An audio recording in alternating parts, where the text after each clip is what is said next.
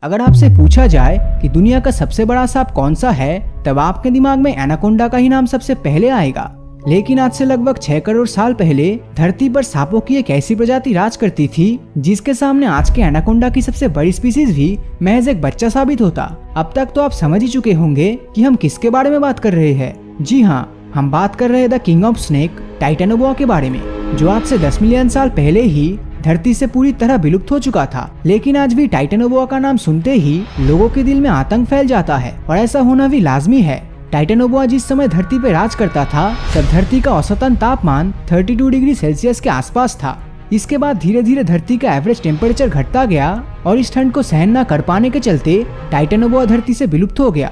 पर आपको तो पता ही है कि ग्लोबल वार्मिंग के चलते धरती फिर से गर्म हो रहा है, और ऐसे में टाइटेनोबोआ के धरती पर लौटने की पॉसिबिलिटीज भी बढ़ जाती है। और अगर टाइटेनोबोआ फिर से धरती पर वापस आया तो एवोल्यूशन और म्यूटेशन के चलते उसे वापस आने में लाखों साल लग जाएंगे। तो अगर टाइटेनोबोआ भविष्य में धरती पर फिर से वापस आता है तो इससे हमें क्या क्या परेशानी झेलना होगा? क्या हम इंसान इसके कहर से बच पाएंगे? क्या होगा तब हमारे साथ? चलिए इन सवालों का जवाब जानने की कोशिश करते हैं। टाइटेनोबोआ की लंबाई 43 फीट से 50 फीट तक और वजन 1 टन के बराबर हुआ करता था। इसकी लंबाई के बारे में अगर बात की जाए तो दो जिराफ को आपस में एक दूसरे के ऊपर रखने से जो हाइट होगा वो भी टाइटेनोबोआ के सामने कम पड़ जाता। टाइटेनोबोआ 60 मिलियन साल से लेकर 10 मिलियन साल तक धरती के गर्म जलवायु इलाके में यानी इक्वेटर के आसपास के इलाके में रहना पसंद करता था। अगर आज भी टाइटेनोबोआ जिंदा रहता तो ये हमें इक्वेटर के ट्रॉपिकल रीजन में जरूर देखने मिलता। उस समय ब्राजील, कोलंबिया, वेनेजुएला, बोलिविया और पेरू जैसे साउथ अमेरिकन कंट्रीज टाइटेनोबोआ का घर होता। ऐसे में वहाँ के लोगों को टाइटेनोबोआ के मौजूदगी में बहुत ही ज्यादा सतर्क रहना पड़ता। खुद को बचाने के लिए या तो उन्हें उन सब जगहों को छोड़कर दूसरे देशों में भाग जाना पड़ता या फिर अपने घरों को इलेक्ट्रिक वायर और फेंसेस से घेरना पड़ता ताकि टाइटेनोबोआ इंसानों की आबादी में ना घुस सके। तब वहाँ पे रहने वाले इंसान शायद ही अपनी मर्जी से घर से बाहर निकल पाते।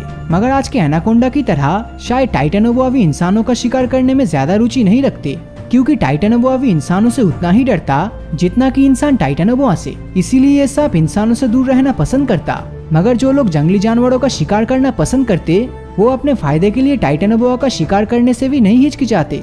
उन शिकारियों की नजर से टाइटेनोबोआ जैसे खतरनाक सांप भी नहीं बचता। वो लोग या तो टाइटेनोबोआ की खाल को निकाल कर बेचता, नहीं तो इसे जिंदा पकड़कर चिड़ियाघर में कैद करके रखता। इंसानों के इन्हीं सब हरकतों के चलते टाइटेनोबोआ इंसानों के ऊपर हमला करने पर मजबूर हो जाता। टाइटेनोबोआ के शरीर की बनावट की अगर बात करें तो ये काफी हद तक आज के ग्रीन एनाकोंडा जैसा ही होता, बस इसका आकार एनाकोंडा से कई गुना बड़ा था। यही डरावने शरीर के कारण शेर या चीता जैसे मांसाहारी जीव भी इनसे डरता, क्योंकि टाइटेनोबोआ शेर और चीता जैसे जानवरों को बड़े ही आसानी से अपनी कुंडली में जकड़कर उसका दम घुट के पूरी तरह से निकल जाता। टाइटेनोबोआ जैसे दानव को खुद से बचाने के खातिर सभी जंगली जानवर अमेज़न को छोड़कर दूसरी जगह पर चले जाते और ये अमेज़न जंगल सिर्फ और सिर्फ टाइटेनोबोआ का ही घर बन जाता। पर इससे तब टाइटेनोबोआ को जंगल में कोई भी खाना नहीं मिलता और ये भूख के मारे तेजी से समुद्र की ओर शिकार करने जाता। टाइटेनोबोआ जितनी तेजी से जमीन पर चल सकता था उतनी ही तेजी से तैर भी सकता था। बड़े बड़े समुद्री जीव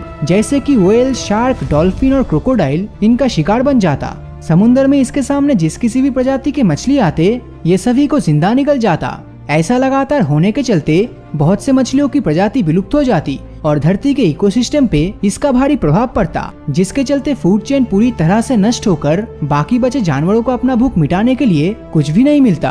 तो अब तक तो आप समझ ही गए होंगे कि बस एक खतरनाक जानवर के वापस आने से जंगलों का पूरा इकोसिस्टम और फूड चेन किस तरह से तबाह हो सकता है, और इसी से टाइटेनोबोआ जैसे जीव की ताकत और औकात का पता चलता है। तो अगर टाइटेनोबोआ भविष्य में धरती पर वापस आता भी है तब ये देखना बहुत ही ज्यादा इंटरेस्टिंग होगा कि भविष्य के मॉडर्न टेक्नोलॉजी की मदद से इंसान किस तरह टाइटेनोबोआ को कंट्रोल करते हैं। तो आपको क्या लगता है, क्या टाइटेनोबोआ जैसा सांप धरती पर वापस आएगा या फिर ये सिर्फ एक झूठा अनुमान है? इस बारे में आपकी राय नीचे कमेंट करके जरूर बताएं। और अगर ये वीडियो आपको अच्छा लगा हो तो इस वीडियो को लाइक और अपने दोस्तों के साथ शेयर करना मत भूलना। और अगर अभी तक आपने हमारे चैनल को सब्सक्राइब नहीं किया है तो सब्सक्राइब करके नोटिफिकेशन बेल को ऑन कर दीजिए, क्योंकि मैं ऐसे ही वीडियोस हर हफ्ते लाता रहता हूँ। तो मिलता हूँ आपसे अगले वीडियो में, और हमेशा की तरह थैंक्स फॉर वॉचिंग।